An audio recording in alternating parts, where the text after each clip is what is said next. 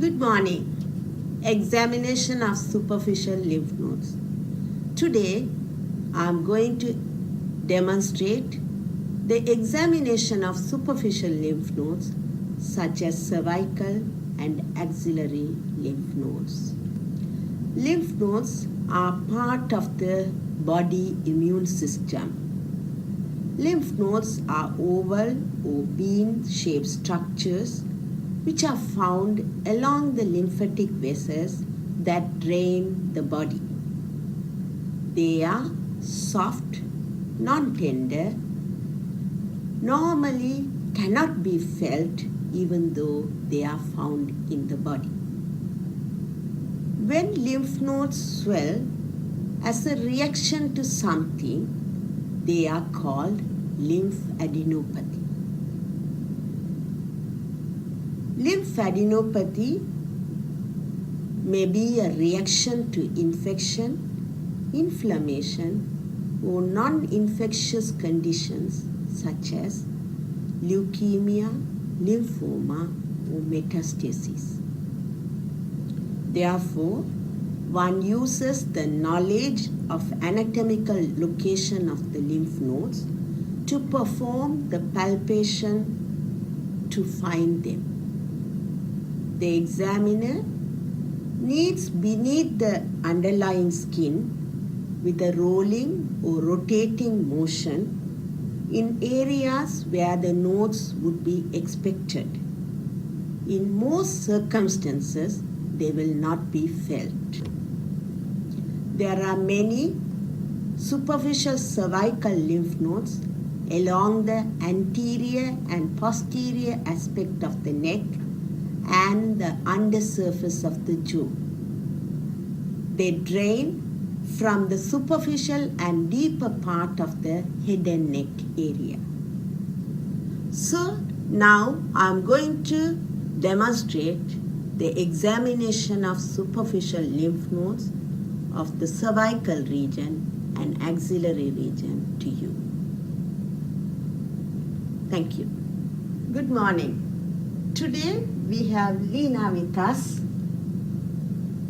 Good morning, Lena. Morning, doctor. Nice meeting you. How are you today? I'm fine, thank you.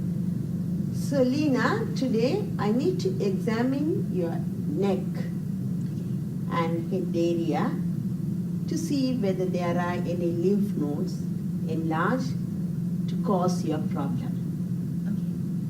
Okay. That involves exposing your neck area. Would you mind me examining your neck area? No, I don't mind, doctor. Okay. Before I examine Lena for cervical lymph nodes, I need to wash my hands first. You could examine her either seated on a chair or bed. But you need to expose her neck well. And it is best done by standing behind the patient. However, for easy and convenience, some can examine her from the front, especially when the patients are sick and lying down on the bed supine. So always examination starts first with inspection, that is looking at the neck which is exposed well. The majority of the lymph nodes are located, as I mentioned, in the anterior and posterior aspect of the neck as well as the undersurface of the jaw. So, to look carefully, look at the front of the neck, sides of the neck, and even back of the neck with light falling obliquely on the neck.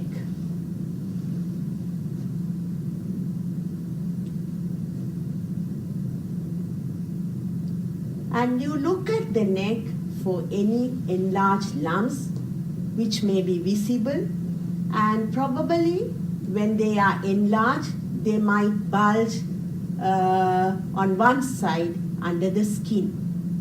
And you look carefully the neck for any discoloration of the skin, any visible lumps or asymmetry, any sinuses, any scars or any abscesses.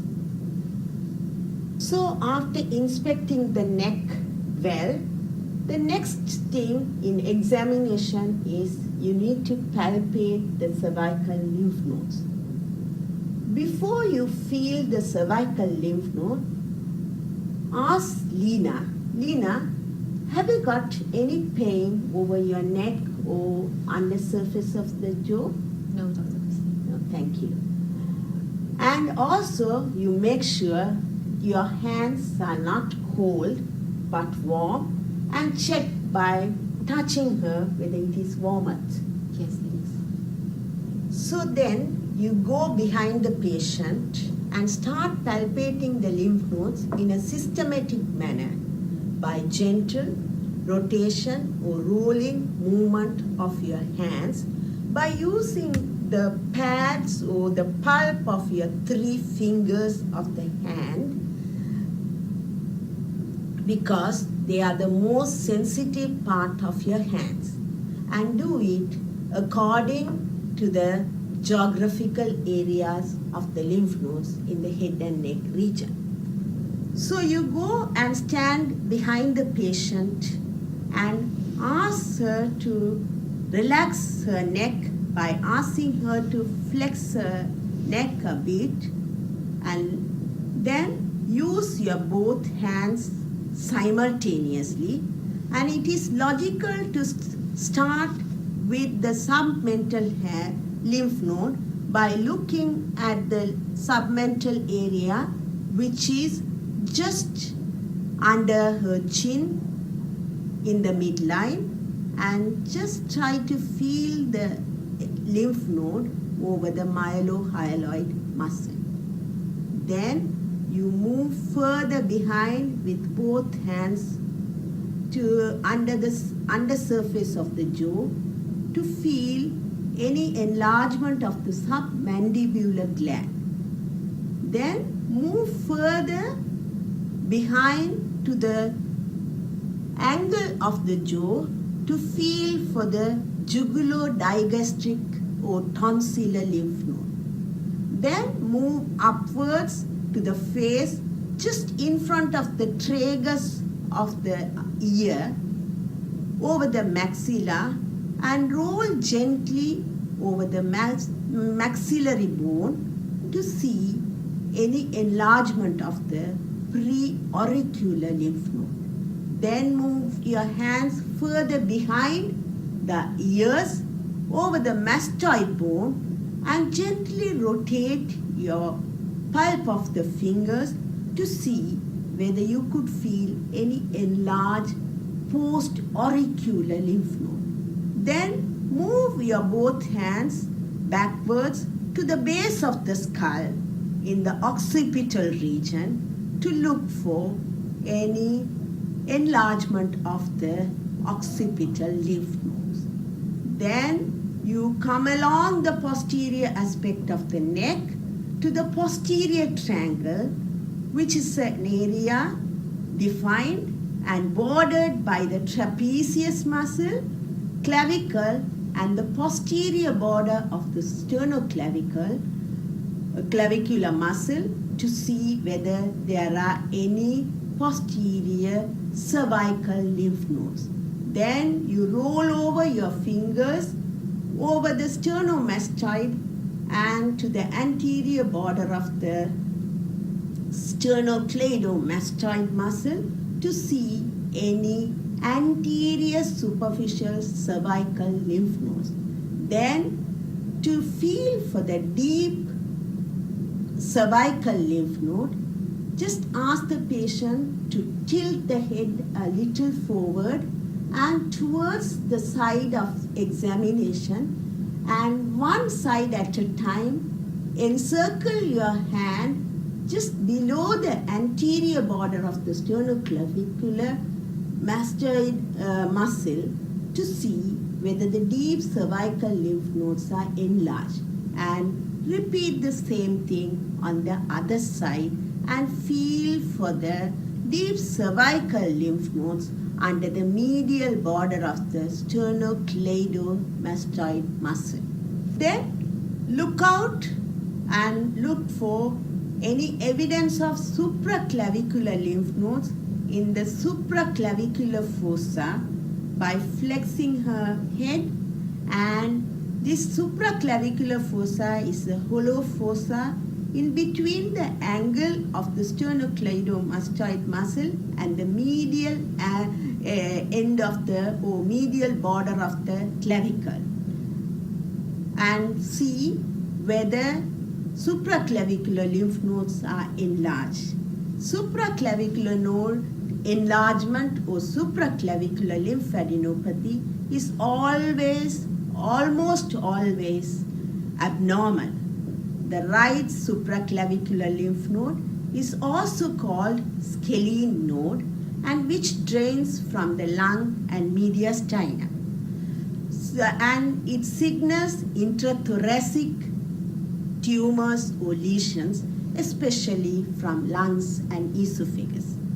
Left supraclavicular lymphadenopathy is also eponyms as Virchow's node, which is near the thoracic duct, which drains from the intra-abdominal tumors such as stomach, kidneys, ovaries, and testes. And this is the pattern I have adapted, but whenever you examine for cervical lymph node enlargement, you could adapt any pattern or any fashion you could examine, but remember not to miss out any lymph node enlargement. You must feel for the submental lymph node, submandibular lymph node, tonsillar or jugular digastric lymph node, pre-auricular lymph node, post-auricular lymph node, occipital lymph node, posterior cervical lymph node, superficial anterior cervical lymph nodes, deep cervical lymph nodes, and supraclavicular lymph nodes in the examination of cervical lymph nodes. When you find that lymph node is enlarged, you always have to describe which group of lymph nodes are enlarged, what is the size of the lymph node, what is the shape of the lymph node, and whether they are tender to touch, whether they are warm-at. Just feel over the lymph node to see whether they are warm-at.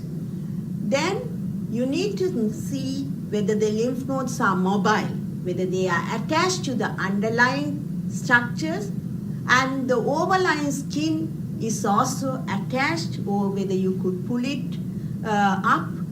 And you need to see the consistency, whether it is soft, firm, or hard, especially in malignancies, or rubbery, whether they are single nodes or multiple nodes stuck to each other, which is called matted, and the surface is smooth or rough or irregular, and the margins are well-defined or ill-defined.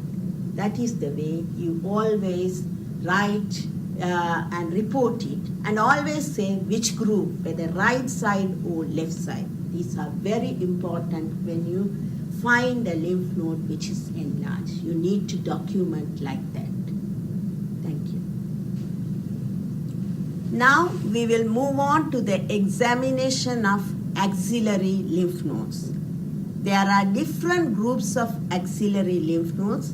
They are central axillary lymph nodes, anterior axillary lymph nodes or pectoral lymph nodes, posterior axillary lymph nodes or subcapsular lymph nodes, lateral axillary lymph nodes or humeral lymph nodes, apical axillary lymph nodes, and infraclavicular lymph nodes. Here again, you start the examination of the axillary lymph nodes always with inspection. Lena, would you mind raising your right hand to show your right axilla for us? Sure. And always look at the axilla with good light, look for any discoloration like erythema or any evidence of rash, fungal rash, any evidence of folliculitis or abscesses, or any other visible lymph nodes as lumps or any surgical scars. Thank you, Lena. Then you start with palpation. The patient could be seated on the bed or chair. Here, Lena is seated on the bed, and you need to start palpating the axilla again in a systematic manner. So, having inspected the right axilla, now we will move on to the palpation of the axillary lymph nodes in the right axilla. You should remember there are a lot of muscles in the axilla. So, the hand of the patient on that side should be relaxed. A patient as well as the examiner should be comfortable and relaxed well to examine the axillary lymph nodes. So, to get optimal relaxation, you could either ask the patient to put her hand over the examiner's shoulder, or you could ask the patient's hand to be flexed and adducted and supported by the examiner's forearm of the examining hand as well as with the other hand like this. And patient is seated, and you must always examine the right axilla with your left hand, and the examination of the left axilla by using the right hand of the examiner. And you must use again by firm pressure and using a circular motion of the pulp of 2 or 3 fingers of your hand, and keep the hand in a cuffed fashion or cupped fashion. So you take your cuffed hand in a cuffed fashion.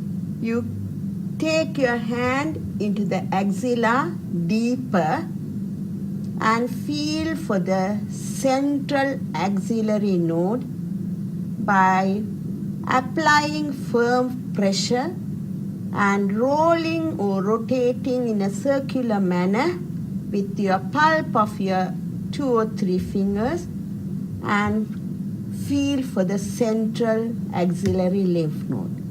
Then you proceed down to the mid-axillary wall, raising the tissues, and on the medial axillary wall, which consists of the pectoralis muscle, just feel for the pectoral or anterior axillary lymph node. Then you sweep upward and backward to the posterior axillary wall and feel for the posterior axillary lymph node or subscapsular lymph node in the posterior axillary wall with your fingers. Then you move to the lateral axillary wall, which is almost at the humeral head. You feel for the lateral axillary lymph node or humeral lymph node. Then you take your hand deeper into the vault of the axilla, looking for apical axillary lymph node. Then you move your hand to the inferior to the lateral end of the clavicle and look for infraclavicular lymph node to see whether there are any enlargement. Then you do the same maneuver on the left axilla. Okay, again to show you how to examine the left axilla as the way I demonstrated. First, always start with inspection. Lena, would you mind raising your left hand? Okay. Thank you. And with good light falling into the left axilla, look again for any discoloration like redness, erythema, any evidence of rash, fungal rash, which is common, any evidence of folliculitis or abscesses, or any visible lumps or lymph nodes bulging, or any surgical scars. Thank you, Lena. After inspecting the left axilla, then move on to palpate the left axillary lymph node. Again, use for the left axilla, use the examiner's right hand and remember to relax the patient's hand, either keeping the hand onto your on the examiner's shoulder, or else you could ask the patient to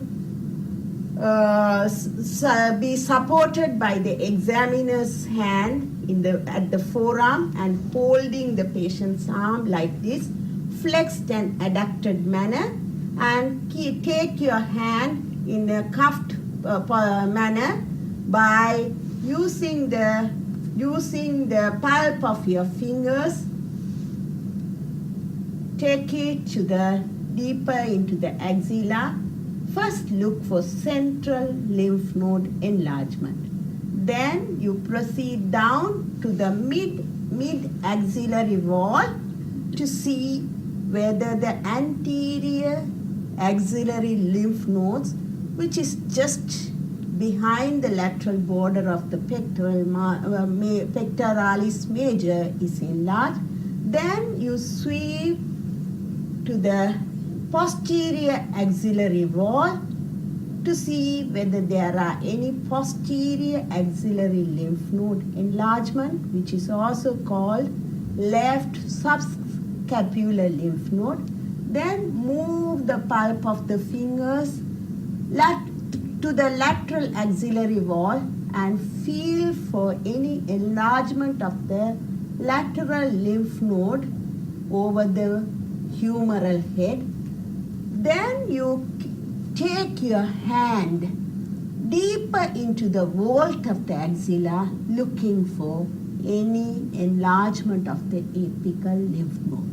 And then you also look for any evidence of enlargement of the infraclavicular lymph node by the circular movement below the lateral margin of the lateral end of the clavicle, whether there are any enlargement. Thank you, Lena. So when you feel a lymph node in the axilla, you always describe which side of the axillary lymph node is enlarged, which group of the lymph node, either central axillary or left anterior axillary lymph node or left posterior axillary lymph node, like that, which group of lymph node is enlarged. Is it painful to touch? Is it warmth? Is it mobile? That is, whether it is attached to the underlying structures or whether it is attached to the overlying skin. What is the consistency of the lymph node? Whether it is soft, firm, or hard like malignancies, or rubbery in the case of Hodgkin's lymphoma, and whether there are single nodes enlarged or multiple lymph nodes enlarged and stuck to each other, which is called matted, which happens mainly in tuberculous lymphadenopathy, and again see whether the surface is smooth or irregular, and whether the margins are well defined or ill-defined. This is the way you should describe when you feel a lymph node which is enlarged, that is called lymphadenopathy. Again, which group of lymph node is enlarged? What is the size and shape of the lymph node? Whether it is mobile, or it is attached to the underlying tissue, or it is attached to the overlying skin, whether it is tender to touch, whether it is warmed, what is the consistency, whether it is soft, firm, hard, rubbery, is it single or matted, surface is smooth or irregular, whether it has a well-defined margin or ill-defined margin. And thank you very much, Lena, for your time and cooperation. And after thanking the patient, wash your hands and finish the examination. Thank you.